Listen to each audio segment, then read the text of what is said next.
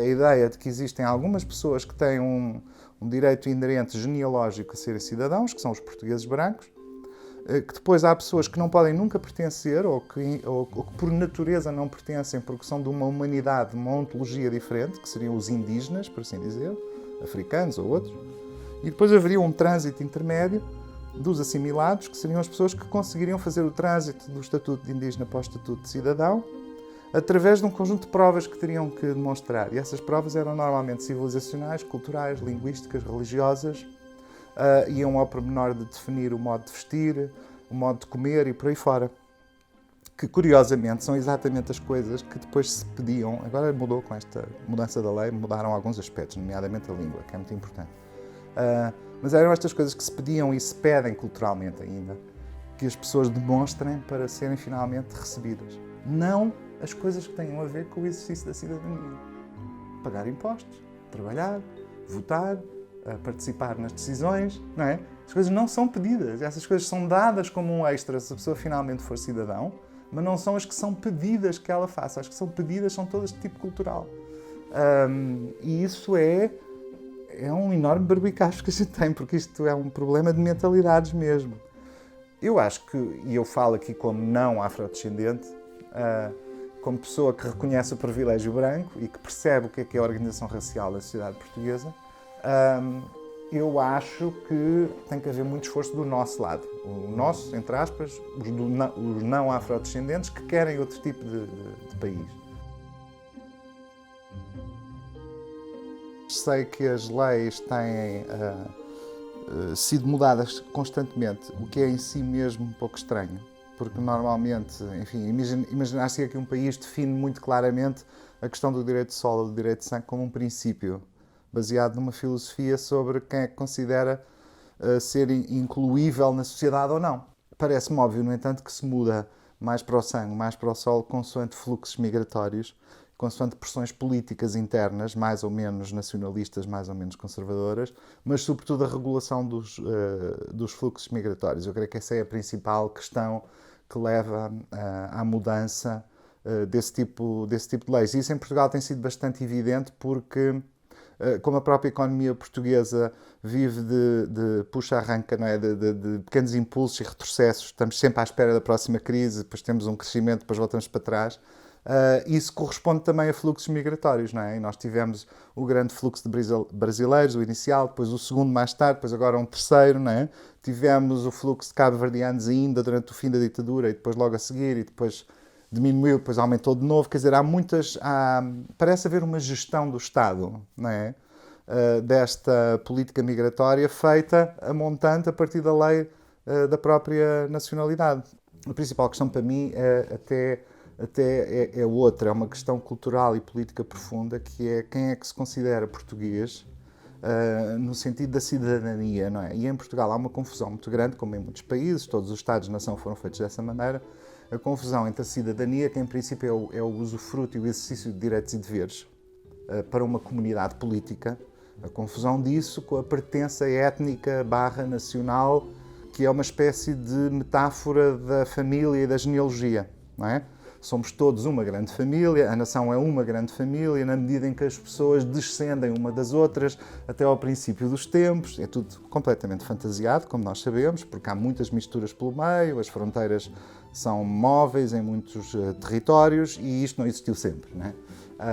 E essa ideia de nação como uma família baseada na genealogia, e daí a metáfora do sangue, que é o que se usa na linguagem do parentesco, é extremamente perigosa porque ela traz implícita a ideia de que eu acedo à cidadania só através desse laço de sangue. Quer dizer, isso já está na cabeça das pessoas. Depois que a lei o diga, é pior ainda, não é? Mas já lá está, já há um consenso para isso.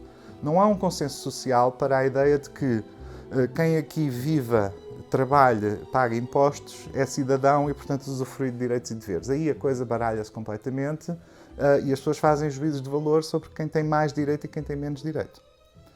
O problema histórico em Portugal e cultural profundo é que certas categorias de pessoas são vistas como pertencendo ainda menos por causa da nossa história de expansão e de colonialismo. É basicamente por isso. E, portanto, a questão racial coloca-se como um marcador imediato de não pertença. Quer dizer, Portugal construiu-se como um país branco. Esta noção de nação foi construída também como uma construção de branquitude, não é?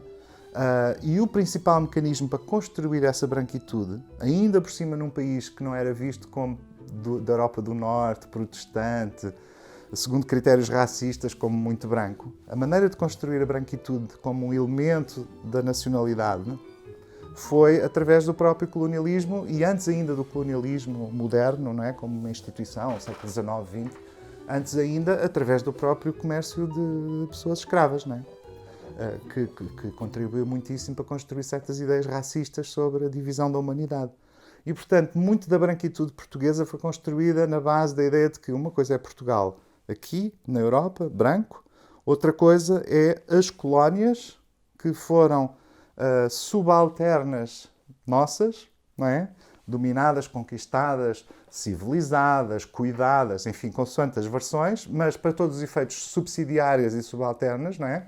E onde vive um certo tipo de pessoas que imediatamente é visível como pertencendo às colónias, independentemente de ter havido independências ou não.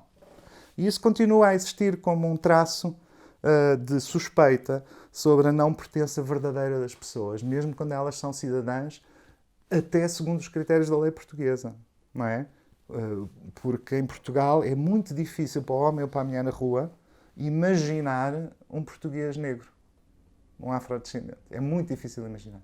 E, portanto, nós estamos num país um pouco estranho neste aspecto, porque ser difícil imaginar isso é uma coisa muito grave, a meu ver. É uma coisa muito grave mesmo, porque mostra, ao contrário, como de facto a nação se construiu como branca, não é? E isso significa um conjunto de coisas, não é branca na cor da pele, não é? O que é que significa ser branco? Ser branco significa um conjunto de estatutos de superioridade que, para existirem, têm que criar uma ideia de inferioridade que, dicotomicamente, é marcada como sendo negra, colonial, africana e por aí fora. Claro que isto depois aplica-se também a outros grupos, não é? Que não sejam nacionais. Mas a coisa é muito mais evidente no caso africano e negro, porque isso depois vai junto com fenómenos de racismo que são mais explícitos nesses casos do que no caso de europeus não portugueses ou brasileiros ou por aí fora.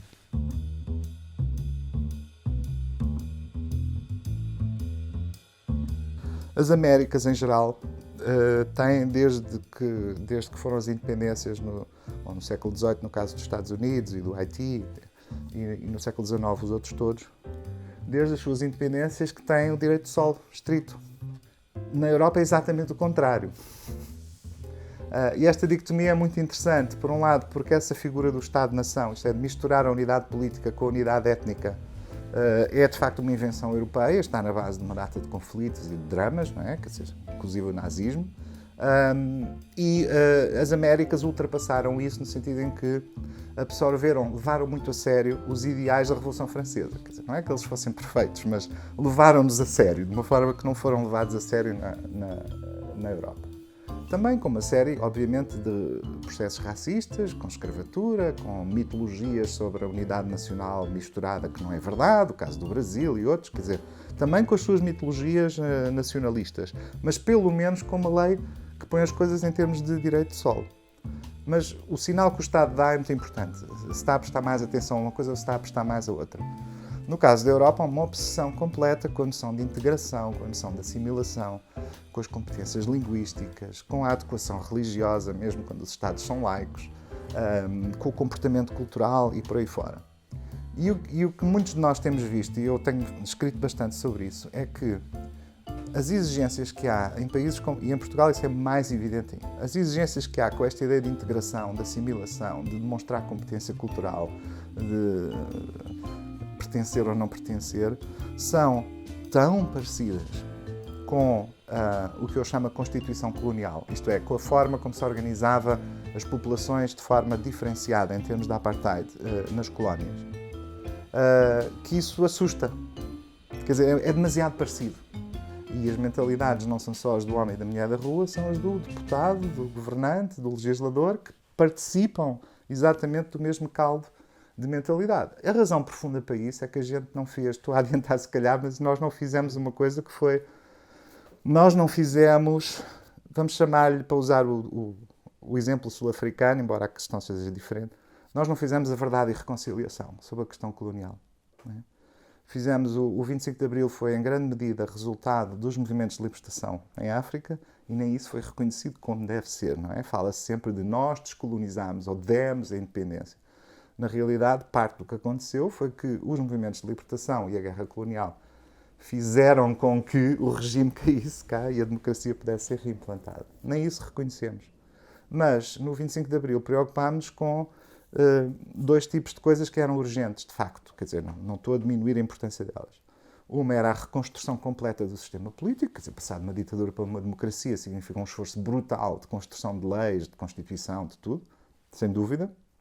E a outra era implementar formas de igualdade ou de redistribuição de tipo social-democrata, não é? Portanto, tentar acabar com uma sociedade muitíssimo desigual e organizada num sistema de classes fortemente aguentado pela ditadura, não é? Portanto, com uma elite económica mais ou menos monopolista e a viver à pala do Estado, uma massa gigantesca de camponeses miseráveis e uma ridícula classe média feita de meia dúzia de funcionários públicos, não é? E mudámos isso, felizmente. O que aconteceu foi que, no plano da reflexão sobre o tipo de cidadania e de sociedade que queremos ter, o máximo que se fez foi, como não podia deixar de ser, até porque é metade da população, foi mudar algumas questões de género, não é? Igualdade entre homens e mulheres, do ponto de vista formal, o divórcio, assim, e depois tudo o mais que aconteceu daí em diante. Todas as outras questões ficaram para muito tarde. E a questão racial, a questão do passado colonial, não foram tratadas de todo. E então, o que a democracia fez, e aí eu acho que houve uma responsabilidade geral, o que a democracia fez foi, bom, já que o colonialismo era uma coisa feia, porque isso toda a gente reconheceu, já que houve a descolonização, e nós queremos e gostamos que Portugal torne a ser um país europeu apenas do retângulo e das ilhas, tudo bem, isso foi reconciliado nacionalmente, isso fez-se. Mas já que fizemos isso, e que essas coisas do passado eram feias, então subscrevamos as coisas boas e bonitas, aquelas que devem ser mesmo. Isto é, não há raça, não há colonialismo e, portanto, o nosso país é um país pós-racial, o nosso país é um país onde essas questões não existem. Isto é tomar o desejo pela realidade, como é óbvio, não é? Quando a realidade continua ali a viver exatamente com o mesmo esquema colonial. Portanto, mudou-se de um discurso glorificador dos descobrimentos, da expansão e do colonialismo para um discurso glorificador de um wishful thinking, quer dizer, de um desejo, que é universalismo, contacto de culturas, interculturalidade. Se a gente for ver a linguagem que é usada pelo Estado português para falar de questões raciais e migratórias, ela é toda uma linguagem humanista, positiva, só que isso fez com que a história fosse revisitada desse ponto de vista. Então acabámos por continuar o discurso lusotropicalista, sem querer. Continuámo-lo, porque falamos nos manuais de história sistematicamente do contacto. E é um contacto em que nós oferecemos qualquer coisa. Não interessa muito o que é que veio de lá para cá. E isto passa pela omissão das coisas más. A escravatura, a responsabilidade nela, o trabalho forçado, o Código dos Indígenas, a violência colonial, quer dizer, tudo isso, as guerras de pacificação, tudo isso desaparece. Desaparece completamente. E isto é um processo de negação, não é? Aquilo que se chama tipicamente um processo de negação. Exatamente como na psicanálise, quer dizer, nega-se uma coisa porque ela dói, mas, ao negá-la, ela é reprimida e depois vai manifestar-se em sintomas paralelos, não é? Noutras coisas. E esses sintomas o que é que são? São a reprodução do racismo que a gente chama institucional e estrutural, que é aquele que é difícil de identificar. Não é aquele das relações entre as pessoas, que esse identifica-se bem. E mesmo assim é preciso muito trabalho de educação para dar a entender às pessoas que as anedotas racistas não devem ser ditas, mas, sobretudo, elas não se deve achar que elas têm piada, e é problemático enquanto continuamos a achar que têm piada. Quer dizer, não sei se me faço entender. Mas depois, além do racismo interpessoal, que é esse do insulto, das anedotas, da pessoa que desliga o telefone porque percebe que é africano e não quer alugar a casa, da pessoa que fica surpreendida quando vê que alguém é negro quando estava à espera que fosse branco, tudo isso. Temos o institucional e o estrutural, que são mais difíceis de identificar. O institucional é aquele que ocorre em certas instituições-chave do Estado que são supostas gerir de forma igual a cidadania e que depois o fazem de forma discriminatória por razões raciais.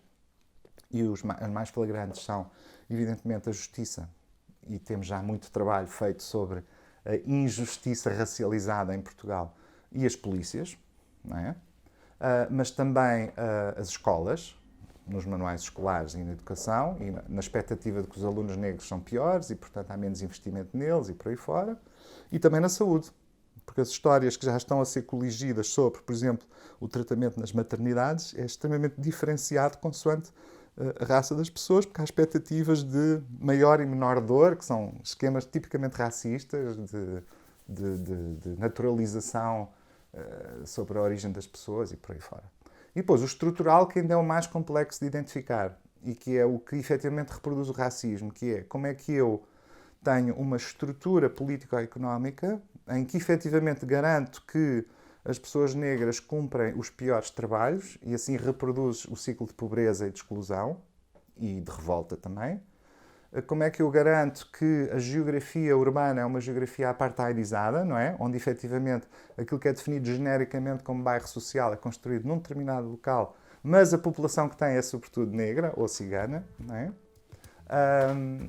E é esse tipo de estrutura que reproduz o racismo que não é reconhecida como sendo racista. É sempre desviada para outra questão. Não, é uma questão de pobreza. Não, é uma questão de classe. Não, é uma questão de migração. Todas as sociedades são racistas, toda a gente participou, o mundo participou de uma modernidade que se construiu em grande medida nessa maior migração de todas, que foi a migração forçada de africanos para as Américas. Pronto. Quer dizer, a modernidade construiu-se nisto, toda a gente é responsável. O Ocidente é feito disto.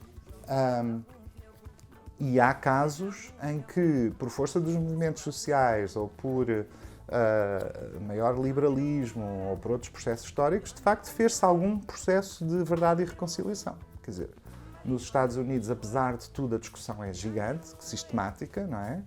O Museu da História Afro-Americana é um exemplo excelente de como é que se pode fazer as coisas de outra maneira. O Canadá tem feito esse trabalho insistentemente com a população indígena.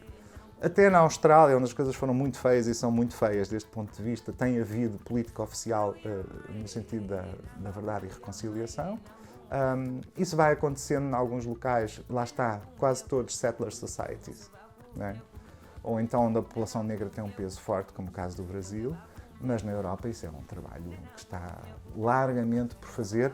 Fazem-no mais alguns países por razões de filosofia política já muito estabelecida, que até participaram menos nisto tudo. Por exemplo, a Dinamarca, que participou no comércio de escravos, que teve colónias nas Caraíbas, mas foi tudo muito fato. Mas mesmo assim está a fazer algum desse trabalho do que propriamente um país que foi o principal traficante de escravos e o que teve o colonialismo mais longo e até mais tarde, não é? E isso é uma coisa que a mim me dói muito, quer dizer, como português é uma coisa que me dói muito, porque tem a ver com o tipo de cidadania que eu gostava que existisse no meu país e que não fosse, lá está, baseada em ideias de nação e de sangue, mas fosse baseada em ideias de comunidade política que se organiza em torno de um projeto de cidadania, independentemente de quem é que são as pessoas, mas que reconhece que no seu passado houve um processo muito complexo de coisas absolutamente bárbaras, junto com coisas que podiam ter potenciado e até potenciaram algumas comunidades humanas interessantes, criolizadas, misturadas, internacionais, em que as pessoas se conhecem de um lado ao outro. Sim, tudo isso é interessante, mas não se pode falar só disso sem falar justamente do aspecto iníquo que estava por baixo desses processos. Essa é a parte mais importante, é como é que a gente agora pode então mudar alguma coisa. Eu acho que, em primeiro lugar, é isso. Nos últimos 5, 6 anos houve um boom de grupos e de pessoas que eu acho que resultam em grande parte da criação de um capital cultural por movimentos anteriores, antirracistas, associativismos locais, etc. Resultam também em grande medida de uma coisa extraordinariamente nobre, digamos, que é, apesar de todo o racismo estrutural que impede as pessoas de avançarem no processo educacional, há algumas que conseguem furar a barreira E a gente vê também muita gente que não são pessoas dos bairros, como se costuma dizer, mas são pessoas da universidade e do mundo profissional. Isto é, já são intelectuais ou são... temos também pessoas oriundas do que se pode chamar uma classe média ou uma classe ilustrada afrodescendente, não é? Que pode ser portuguesa, pode ser de origem imigrante, pode ser uma mistura das duas, mas hoje em dia até é bastante internacionalizada. Portanto, nós, apesar de tudo, começamos a ter, por esforço próprio dessas pessoas, não por incentivo do Estado e da comunidade, mas começamos a ter pessoas que furaram o cerco e, portanto, ganham voz. E multiplicam-se em várias plataformas, né? Desde rádio, online, YouTube, associativismo, e dentro do associativismo até com a riqueza de se dividirem em esquemas ideológicos diferentes, não é? E de prestarem atenção a questões diferentes. Isso é muito bom, porque cria muita diversidade. Agora, há um limite, eu acho que há um limite para a capacidade de transformação desses grupos e das pessoas afrodescendentes em geral, que é o limite que advém da própria demografia, não é? Porque, apesar de tudo, não somos um país com uma demografia afrodescendente, ou que se reconheça como tal, ou que se auto-identifique como tal, muito grande. Embora o efeito de concentração compensa isso. Portanto, Lisboa, Setúbal é outra coisa. E é a capital e, portanto, isso pode ter um efeito multiplicador bastante interessante. Nós temos discutido muito, aliás, aqui no ISCTE eu promovi um bocado isso, uma questão muito delicada e polémica, que é a questão de como é que a gente conhece a realidade. E se para conhecer a realidade e depois podemos fazer políticas de ação afirmativa, se precisamos ou não de ter categorias etnorraciais nas estatísticas, não é?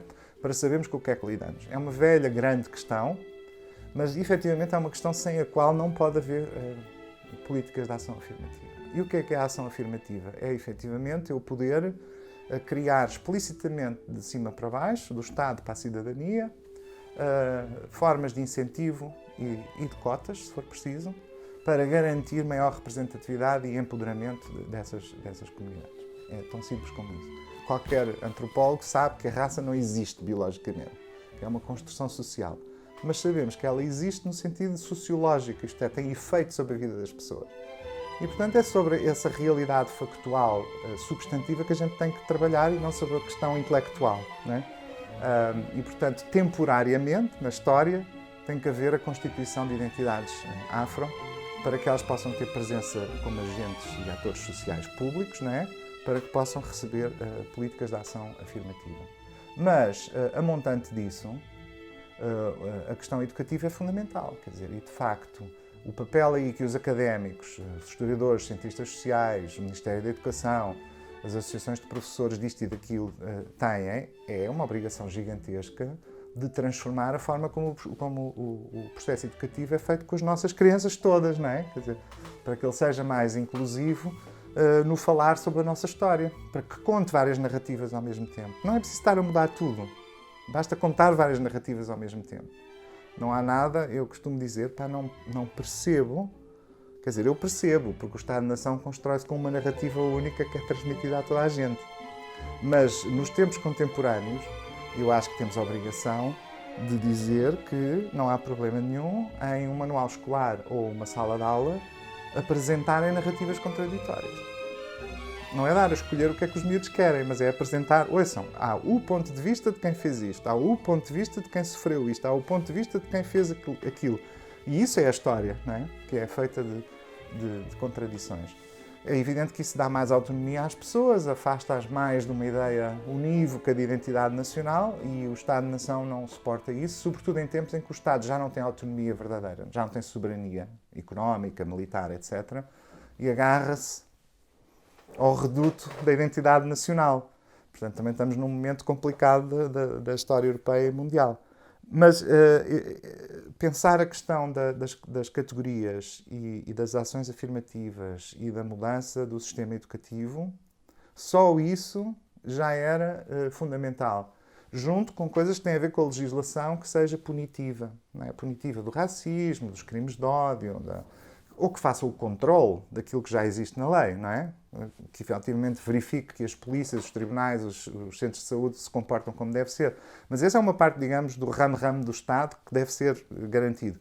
Mas há essa outra transformação mais profunda, que vai demorar muito tempo, mas que deveria efetivamente ser feita, não é? É por isso também que uma discussão sobre um museu surge com tanta intensidade, porque claramente o que está em causa é quem prefira ter ali uma narrativa específica, seja ela qual for, e quem prefira ter centros de pesquisa e de debate onde haja várias narrativas ao mesmo tempo a confluírem. Uma coisa mais dinâmica, onde as diferentes comunidades possam participar de forma diferente.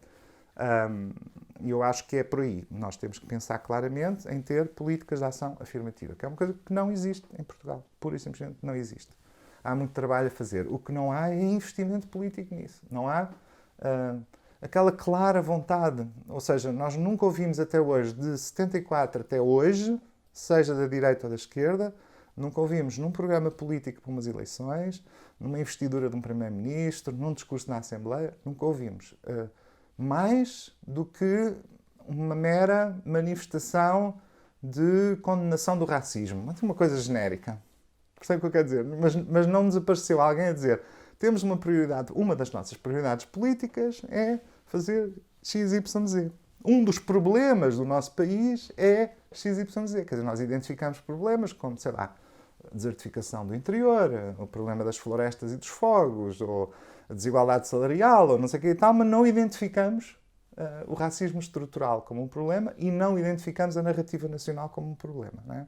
Eu digo isso muitas vezes quando estou com movimentos afrodescendentes. Eu digo, bom, a partir da minha posição social como branco e não afrodescendente, mas com consciência política disso, o que é que me compete fazer? A mim não me compete fingir que sou negro e participar das mesmas coisas. Não, a mim compete-me pensar em discursos que sejam convincentes para a maioria branca. Como é que eu posso convencer a maioria branca que é possível mudar alguma coisa? Não é? E de que é importante mudar alguma coisa? Esse é que acho que é o grande desafio, que é um desafio parecido com as lutas que tivemos pelo casamento ou pelo aborto, ou não sei o quê, que são estratégias de convencimento da maioria, não é? Como é que a gente convence que aquela questão que parece ser só de alguns é de todos? Como é que eu convenço a maioria de que a questão do racismo não é uma questão que só afeta os negros e os ciganos, mas afeta a comunidade inteira na forma como ela se representa a si própria, não é? Esse é que é o grande esforço de pedagogia política e que não é fácil de fazer, não é? Não é nada fácil, mas eu acho que está a ser feito já está a ser feito por muita gente. Mas estas coisas só mudam, que foi o que aconteceu também nesses exemplos, o aborto, o casamento e outros, elas só mudam quando o centro do poder, uma parte do centro do poder, um partido político forte, assume a causa. Aí é que muda, porque legitima totalmente, legitima. Porque às tantas... Portanto, eu preciso que um PS meta no seu programa e na sua estratégia política e de uma forma absolutamente clara o reconhecimento deste problema estrutural de racismo, o problema de que a narrativa que a gente anda a usar é a mesma que antes do 25 de Abril, mas envernizada, e de que isto tem consequências na vida das pessoas e que há coisas concretas que se podem fazer para mudar. E essa é uma das coisas que me, enfim, entusiasma nos últimos tempos em relação a isto.